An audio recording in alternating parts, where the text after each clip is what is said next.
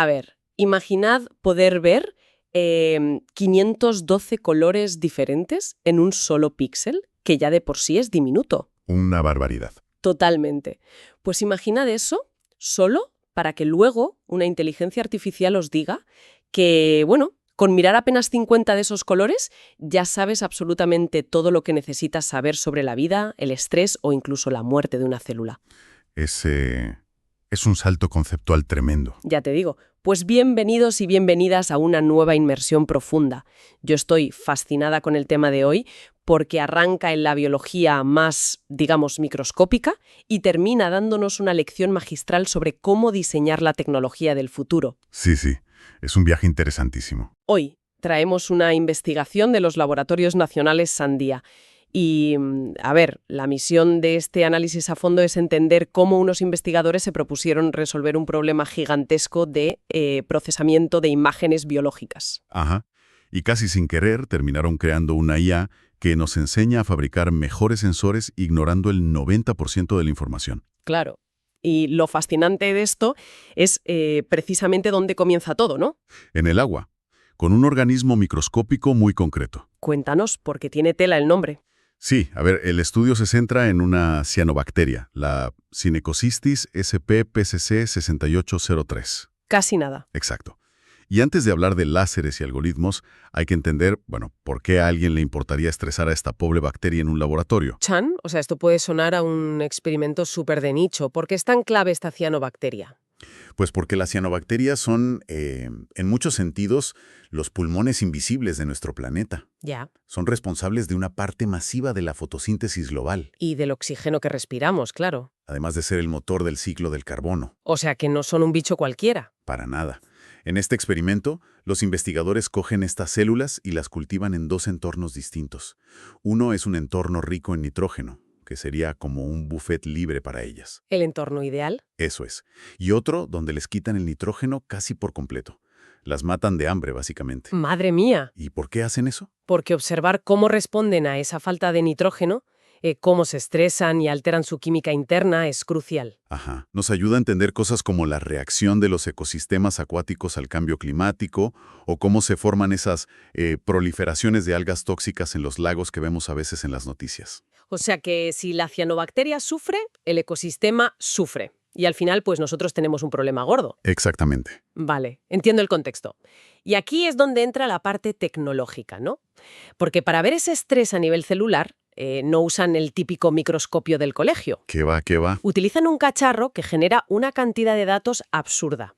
Un microscopio, a ver si lo digo bien, de fluorescencia confocal hiperespectral. Lo has dicho perfecto. Es una herramienta de una precisión extrema. Es que para que nuestra audiencia se haga una idea, o sea, cuando miramos una foto normal en el móvil, estamos viendo 3 canales de color: el rojo, el verde y el azul. El clásico RGB. Eso, el RGB, que para el ojo humano va genial. Pero en este laboratorio, el equipo dispara un láser de 488 nanómetros a través de un objetivo de 60 aumentos Ajá. y captura la luz que rebota dividiendo ese espectro, ojo a esto, en 512 dimensiones por cada puñetero píxel. Es una barbaridad de resolución, ¿sí? Han rebanado la luz en 512 fragmentos. Pero a ver, yo como abogada del diablo en esto, tengo que preguntar, porque me gusta la eficiencia. ¿Estamos hablando de escuchar, no sé, 512 emisoras de radio a la vez para eliminar si una canción de fondo es triste o alegre? Es una analogía muy buena. Es que no es matar moscas a cañonazos. O sea, ¿por qué necesitan tantísima resolución solo para saber si la bacteria tiene hambre? Pues, a ver, tu escepticismo es totalmente válido, pero la biología es, por naturaleza, increíblemente ruidosa y caótica. Ya. No tienes una bombilla roja que se encienda si falta nitrógeno.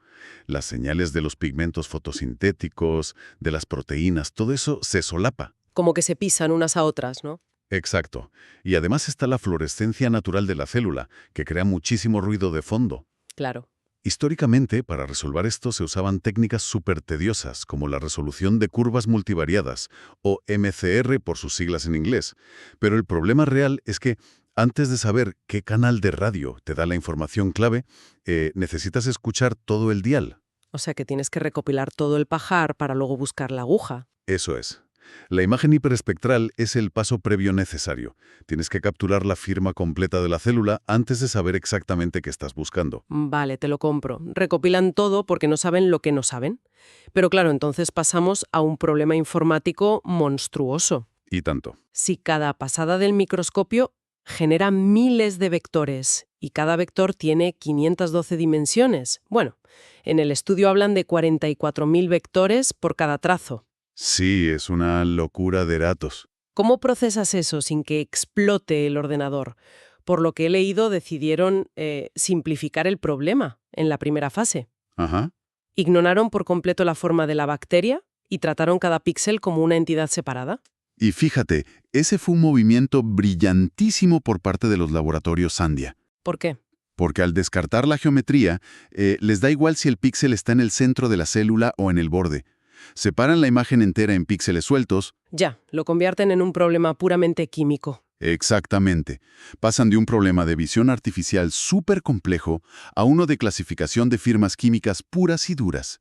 Y de paso, claro, inflan su conjunto de datos un montón. Claro, porque de una sola foto sacan miles de píxeles para entrenar a la IA. Consiguieron unos 30.000 píxeles perfectamente etiquetados para las 3 categorías: fondo negro, células sanas con nitrógeno y células estresadas sin nitrógeno. Y entonces le tiran toda esa montaña de datos a una red neuronal profunda. Y aquí me gustaría que nos explicaras cómo funciona esto, sin ponernos demasiado técnicos. Claro. A ver, Usan una red que llaman densamente conectada. O sea, ¿cómo aprende esta red a distinguir una célula hambrienta?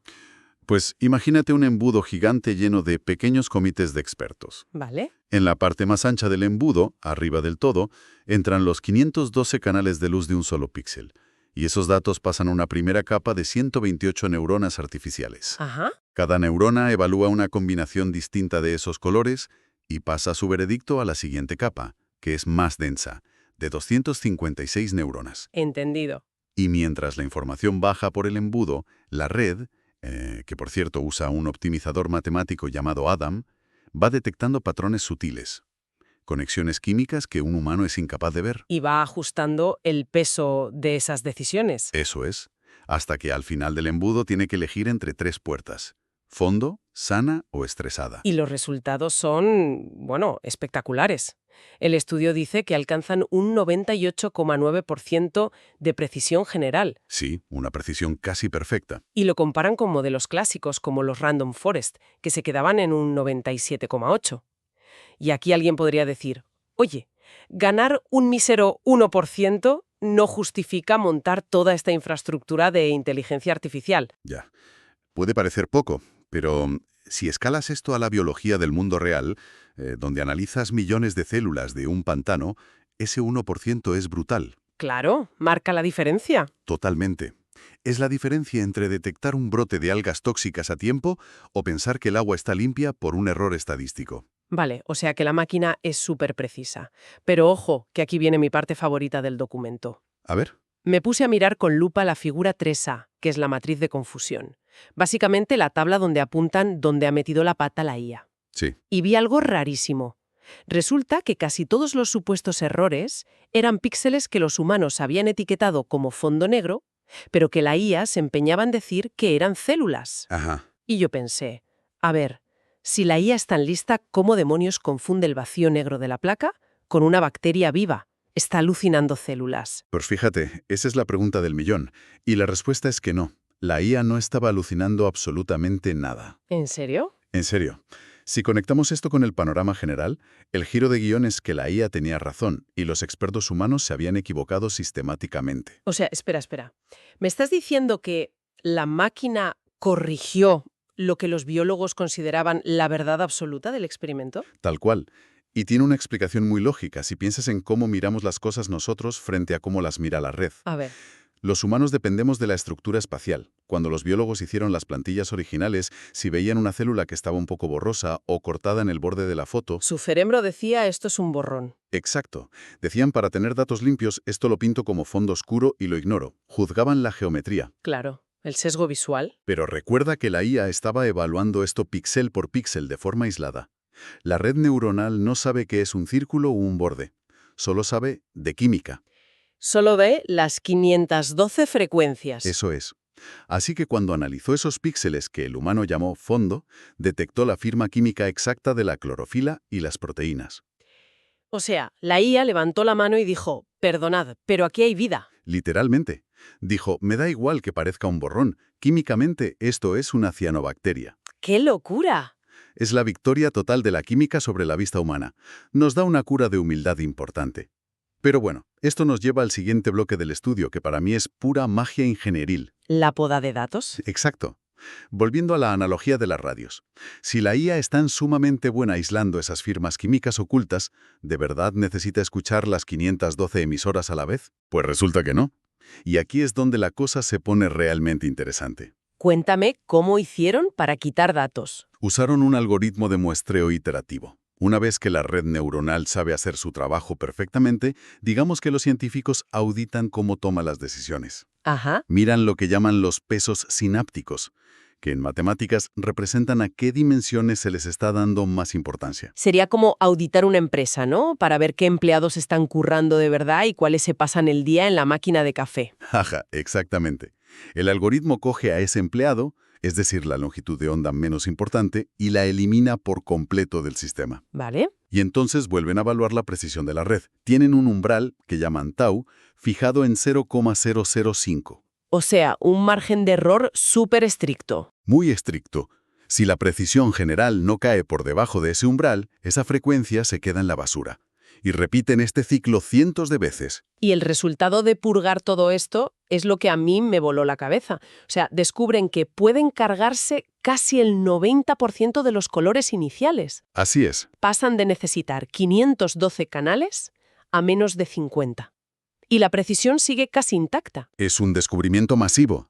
Demuestra que en estos sistemas de altísima tecnología, la inmensa mayoría de la información es puro ruido estático. Información redundante total. Totalmente. Lo que realmente define si la célula está estresada o no, está hiperconcentrado en unas poquitas franjas de luz muy específicas. Vale, hasta aquí compro la teoría al 100%. Es fascinante. Pero aquí vuelve a salir mi lado crítico. ¿Dispara? Porque leí la letra pequeña de los equipos que usaron para hacer todo este entrenamiento y esta poda iterativa. Ah, ya sé por dónde vas. Claro, no usaron un portátil normal.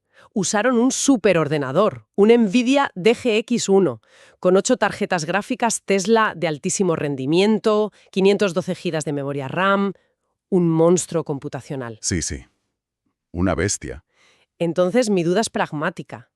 Si yo soy una bióloga medioambiental que está en una barquita de remos en medio de un lago asturiano, analizando el agua, Sí. ¿de qué me sirve todo esto? No puedo meter un superordenador refrigerado por agua en la barca. ¿No se queda esto como un simple jueguecito teórico de laboratorio? A ver, es una crítica buenísima, pero fíjate que invierte el objetivo final de la investigación. ¿Ah, sí? Sí, porque el objetivo de usar ese ordenador gigante no es que te lo lleves de acampada al lago. Vale. Piensa en este superordenador como el túnel de viento masivo que usan en la Fórmula 1. Ajá, Tú no te llevas el túnel de viento al circuito el día de la carrera, ¿verdad? claro. Te llevas el coche ya diseñado. Exactamente. Al obligar a la IA a descartar el 90% de la luz, los ingenieros acaban de conseguir los planos exactos, las 50 longitudes de onda concretas que sí importan. ¡Ostras! Y con ese mapa del tesoro, ahora pueden fabricar sensores físicos, aparatitos diminutos y baratos, que solo capten esos 50 colores. Claro. Usas la fuerza bruta una sola vez en el laboratorio para diseñar un hardware súper barato que puedas llevar al campo. Eso es. La IA acaba de actuar como diseñadora de hardware. Ha democratizado la creación de sensores. Es brillante. Usar el martillo más pesado del mundo para esculpir el bisturí más ligero. Una analogía perfecta. Me encanta. Pero, oye, nos queda la última pieza del puzzle. La parte espacial. Exacto, porque hasta ahora hemos hablado de píxeles aislados flotando en el vacío para ver solo su química. Pero la biología tiene forma, tiene membranas. ¿Cómo volvemos a juntar las piezas para ver la célula entera? Pues aquí los investigadores tuvieron que dar un salto y cambiar de arquitectura. Pasaron de las redes densas a lo que se conoce como redes neuronales convolucionales, o CNNs. Las famosas redes convolucionales de imagen. Esas mismas. La clave de estas redes es que no miran la imagen por un agujerito de un píxel, miran parches enteros. O sea que por fin entienden el contexto. Saben que un píxel tiene vecinos. Exactamente. Detectan formas, bordes, patrones.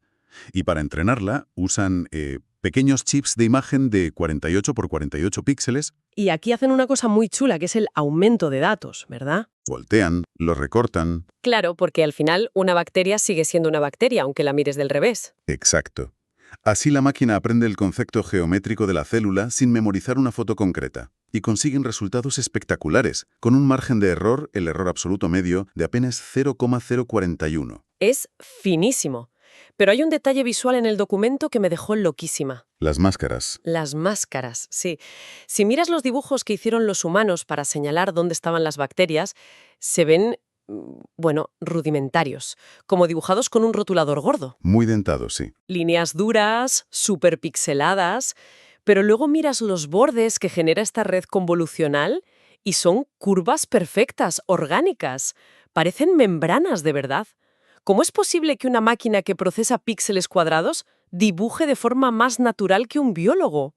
Pues es una pregunta interesantísima. Y todo se reduce a cómo gestionan la probabilidad el humano y la máquina. A ver, Para el humano, el etiquetado es binario. O el píxel es célula y lo pinto. O es fondo y lo dejo en negro. o 1 o 0, claro. Exacto. Eso crea esos bordes duros y en escalera. Pero la red convolucional funciona diferente. Funciona permitiendo valores fraccionarios. O sea, no solo ceros y unos. No. La IA puede mirar un píxel fronterizo y decir, mira, basándome en su química y sus vecinos, esto tiene un 70% de probabilidad de ser célula y un 30% de ser fondo. ¡Ah, qué listo! Como si usara un pincel de acuarela en vez de un rotulador hueso. Exactamente esa es la idea. Un gradiente suave. Al mapear esas transiciones matemáticas, la máquina interpola la forma real y genera esos contornos continuos y fluidos. Irónicamente, la IA matemática entiende la suavidad de la naturaleza mucho mejor que la decisión tajante en blanco y negro del humano. Totalmente. Al unir lo espacial y lo espectral, la red se vuelve enormemente resistente al ruido visual. Es una maravilla. Pues mira, para ir recogiendo ideas de toda esta historia, creo que podemos sacar 3 conclusiones clarísimas para quienes nos escuchan. ¿Vamos a ello? La primera sería que, indudablemente, las redes neuronales profundas superan a los métodos estadísticos de toda la vida a la hora de clasificar el estrés biológico en entornos ruidosos. Sin lugar a dudas. Son herramientas sin rival para esto. La segunda, que para mí es la más reveladora, es que podemos y debemos confiar en la inteligencia artificial para corregir nuestros propios sesgos humanos. Lo de la matriz de confusión y el fondo falso me parece histórico. Nos quita esa venda espacial de los ojos, sí. Modifica lo que consideramos verdad absoluta en un laboratorio.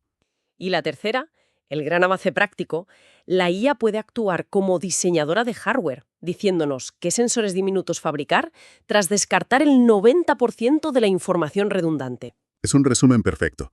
Pero fíjate, si me permites, Claro, dime. me gustaría lanzar una última reflexión en nuestra audiencia, yendo un paso más allá de los microscopios. Ojo con esto. Vivimos obsesionados con el Big Data.